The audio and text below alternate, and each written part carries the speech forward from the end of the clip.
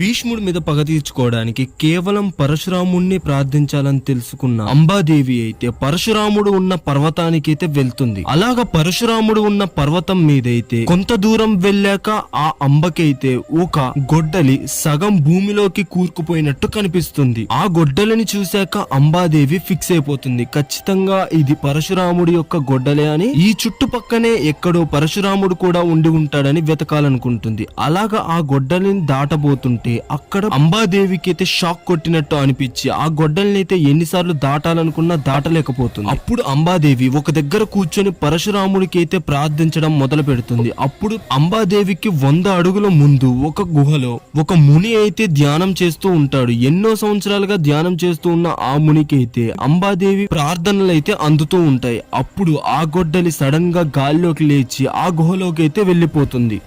ధ్యానం చేస్తున్న ఆ ముని కళ్ళు తెరిచి చూస్తే వేటాడుతున్న సింహం కళ్ళలాగా అనిపిస్తాయి. అంబాదేవి కళ్ళు తెరిచి చూడగా అదే గుహలోంచి మెల్లగా సింహంలాగా నడుచుకుంటూ సాక్షాత్తు పరశురాముడైతే తన గొడ్డలితో సహా నడుచుకుంటూ వస్తూ ఉంటాడు. అప్పుడు అంబాదేవి తనకు జరిగిన అన్యాయం అంతా కూడా పరశురామ ప్రభువుకైతే చెప్తుంది. అదంతా విన్న తర్వాత నీకు అన్యాయం చేసింది ఎవరు అని అడగగా మీ ప్రియ శిష్యుడు భీష్ముడే దీనికి పాల్పడ్డాడని చెప్తుంది. మొత్తం విన్న తర్వాత పరశురాముడు ఇందులో సార్వమహారాజుది ఎంత తప్పు ఉందో భీష్ముడిది అంత తప్పే ఉంది, వీళ్ళిద్దరిలో నేను ఎవరిని శిక్షించాలో చెప్పమని అంబాదేవినైతే అడుగుతాడు. అప్పుడు అంబాదేవి నేను ఏం చేసినా సార్వమహారాజు నన్ను ఇప్పుడు పెళ్లి చేసుకోడు, కాబట్టి భీష్ముడు నన్ను పెళ్లి చేసుకోవాలి, లేకుంటే మీరు భీష్ముడిని శిక్షించాలని చెప్తుంది. అప్పుడు పరశురామ ప్రభు నేను భీష్ముడికి ఏం చెప్పినా దాన్ని మీరడు, అలాగని నాతో యుద్ధం చేసి గెలవనూ లేడు అని చెప్పి హస్తినాపురానికైతే ప్రయాణం అవుతారు. అప్పుడు అంబాదేవి పరశురాముడు హస్తినాపురం పక్కన ఉన్న సరస్వతి నది తీరాన విడిది ఏర్పరచుకొని భీష్ముడికైతే తనను కలవమని సందేశాన్ని అయితే పంపిస్తాడు.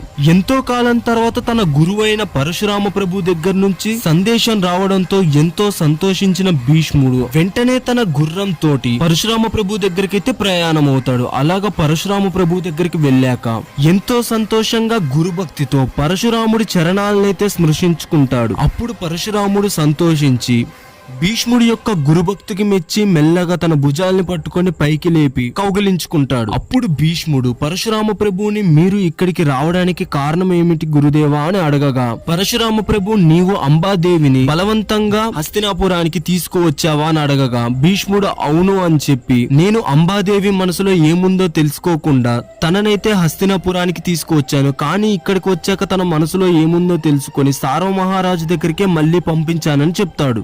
అప్పుడు పరశురామ ప్రభు నీ వల్లనే ఈ అంబాదేవి తాను ప్రేమించిన వ్యక్తికైతే దూరం అవుతుంది, కావున ఇప్పుడు నువ్వు అంబాదేవిని పెళ్లి చేసుకోవాలని భీష్ముడికైతే చెప్తాడు.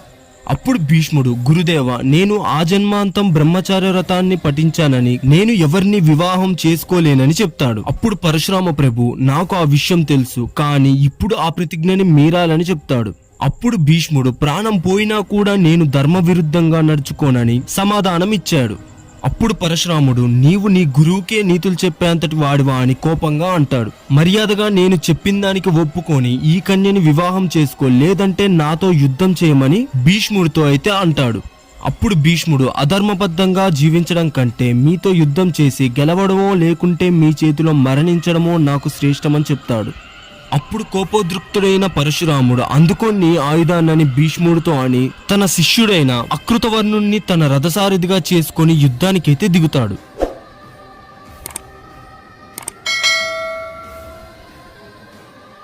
ఇంకోవైపు భీష్ముడు కూడా తన ఆయుధాన్ని అందుకొని రథాన్ని అధిరోహించి యుద్ధం కోసం సిద్ధంగా ఉన్నాడు.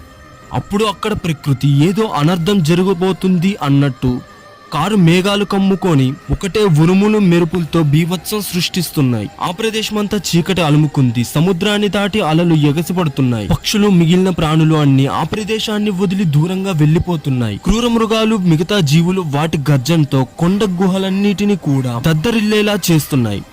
ఇంతలో పరశురాముడు భీష్ముడిపై ధనస్సు ఎక్కుపెట్టి బాణాల వర్షాన్నైతే కురిపించాడు. అది చూడడానికి ఎలా ఉందంటే ఆకాశం నుంచి వర్షపు జల్లు పడుతున్నట్లుగా బాణాలైతే పడుతూ ఉన్నాయి భీష్ముడి పైన.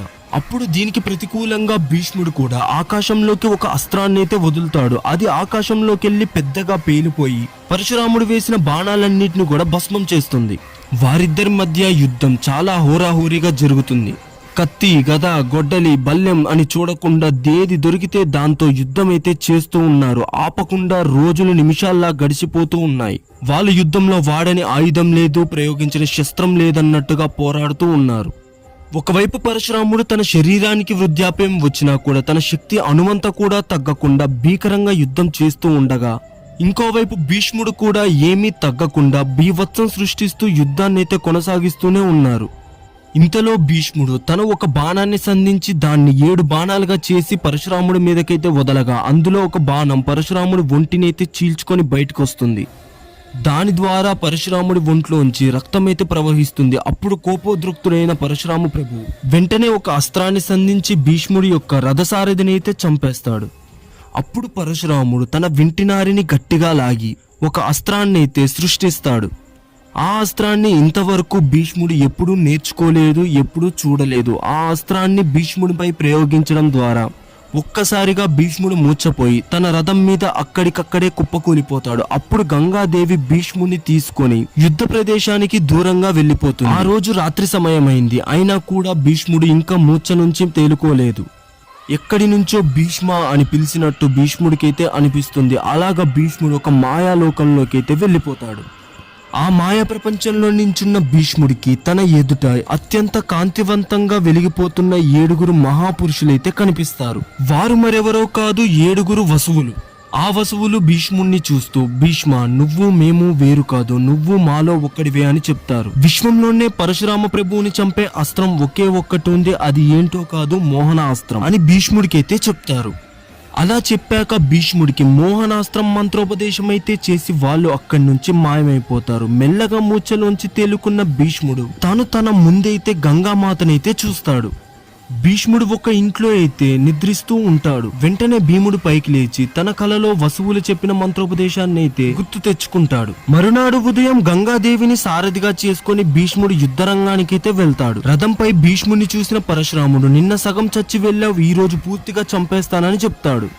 ఇప్పుడు నీ ఆహాన్నైతే పూర్తిగా అణచివేస్తానని భీష్ముడిపైకి అయితే బాణాల వర్షాన్నైతే కురిపిస్తూ ఉంటాడు. భీష్ముడు ఆ బాణాలన్నిటినీ కూడా గాలిలోనే తిప్పికొట్టి పరశురామ ప్రభు మీదకైతే శక్తి అస్త్రాన్ని అయితే ప్రయోగిస్తాడు. ఆ శక్తి అస్త్రం పరశురామ ప్రభువుని తగలంగానే ఆ అస్త్రం తాటికి పరశురాముడు రథంపైనే మూర్ఛపోతాడు. అప్పుడు పరశురామ ప్రభు యొక్క రథసారథి పరశురాముడిని అయితే మేలుకోలోకి వచ్చేలా చేస్తాడు. గృహలోకి వచ్చిన పరశురామ ప్రభు రెట్టించిన కోపంతో భీష్ముని పైనైతే విపరీతమైన కోపంతో ఇక ఉపేక్షించి లాభం లేదని, ఇప్పుడు తాను ప్రయోగించే అస్త్రం ఇంద్రుని వజ్రాయుధంతో సమానమని, దీన్ని ఆపగలిగే అస్త్రం ఇంకొకటి లేదని చెప్పి బ్రహ్మాస్త్రాన్ని అయితే ఉపయోగిస్తాడు. దాంతో భీష్ముడు కూడా బ్రహ్మాస్త్రాన్ని అయితే పరశురామ ప్రభు మీదకి ప్రయోగిస్తాడు. బ్రహ్మాస్త్రాలు ఇప్పటి కాలంలో అణుబాంబులు లాంటివి. వాటి విస్ఫోటకణమైతే మన ఊహలకి అస్సలు అందదు. వాటినైతే యుద్ధంలో అంత సులువుగా అయితే ప్రయోగించరు, ఎందుకంటే వాటి వల్ల లోకాలే నాశనమయ్యే అవకాశం కూడా ఉంది. 2 బ్రహ్మాస్త్రాలు విశ్వంలో ప్రళయాన్ని సృష్టిస్తున్నాయి. రెండిటి నుంచి వచ్చే శక్తిని అయితే చూసి విశ్వం అంతరించిపోతుందా అనేలాగా ఉన్నాయి.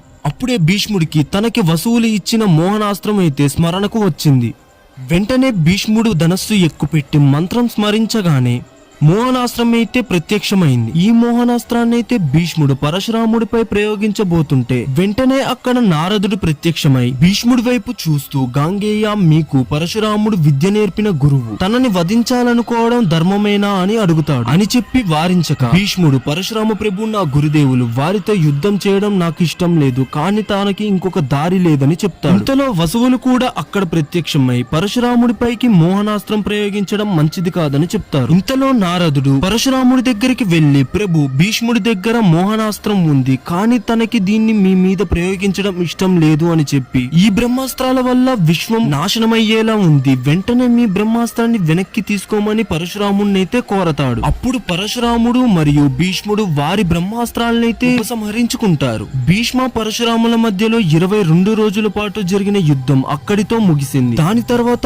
భీష్ముడు పరశురామ ప్రభు దగ్గరికి వెళ్లి తన పాదాలకైతే నమస్కారం ఉపకారం చేస్తాడు. అప్పుడు పరశురాముడు తన చేతులతో భీష్ముణ్ణి పైకి లేపి నీవు గురువుని మించిన శిష్యుడు అని నిరూపించావు అని చెప్పి భీష్ముణ్ణి అయితే అభినందిస్తాడు. నిన్ను చూసి నాకు చాలా సంతోషంగా ఉంది కుమార, ఈ పరశురాముణ్ణే ఓడించి మా వీరుణ్ణనిపించుకున్నావు అని చెప్తాడు. అని చెప్పి అంబాదేవి దగ్గరికి వెళ్లి భీష్ముడి వైపే ధర్మం ఉంది, తాను చేతిలో నేను ఓడిపోయానని చెప్పి ఇక నీ సమస్యని నువ్వే పరిష్కరించుకోవాలని చెప్పి అక్కడి నుంచైతే పరశురాముడు వెళ్లిపోతాడు. అప్పుడు అంబాదేవి భీష్ముడి వైపు చూస్తూ నీ శక్తి సామర్థ్యాలు చూసి మెడిసిపడిపోవద్దు అని చెప్పి నువ్వు ఏ సింహాసనం కోసం నా జీవితాన్ని నాశనం చేశావో అదే సింహాసనం నీకు ముళ్ళ కిరీటం లాగా మారి నీకు జీవితాంతం మనశ్శాంతి లేకుండా చేస్తుందని, నిన్ను చిత్రవాద చేస్తుంది, నీ తండ్రి ఇచ్చిన వరమే నీకు శాపమవుతుందని, నువ్వు మరణం కోసం ఎదురు చూస్తున్న సమయంలో నేను మృత్యుదేవతలా నీ దగ్గరకు వస్తానని చెప్తుంది. ఇదంతా భీష్ముడికి చెప్పాక ఎంతో కోపంగా అక్కడి నుంచైతే అంబాదేవి వెళ్లిపోతుంది. ఇలాగ భీష్ముడు తన జీవితంలో ఎంత మంచి కార్యాలు చేసినా కూడా తాను చేసిన ఒకే ఒక కార్యం తనని మరణం దాకా కూడా వెంటాడుతూనే ఉంటుంది. వీడియో నచ్చితే లైక్, షేర్, సబ్స్క్రైబ్ చేయడం అయితే అస్సలు మర్చిపోకండి. ఫర్దర్ గా వచ్చే వీడియోస్ చాలా బాగుంటాయి. అండ్ మహాభారతం పార్ట్ 5 అయితే నెక్స్ట్ వీడియోలో చూసేద్దాం. ఇంకో ఇంట్రెస్టింగ్ వీడియోతో మళ్ళీ కలుద్దాం.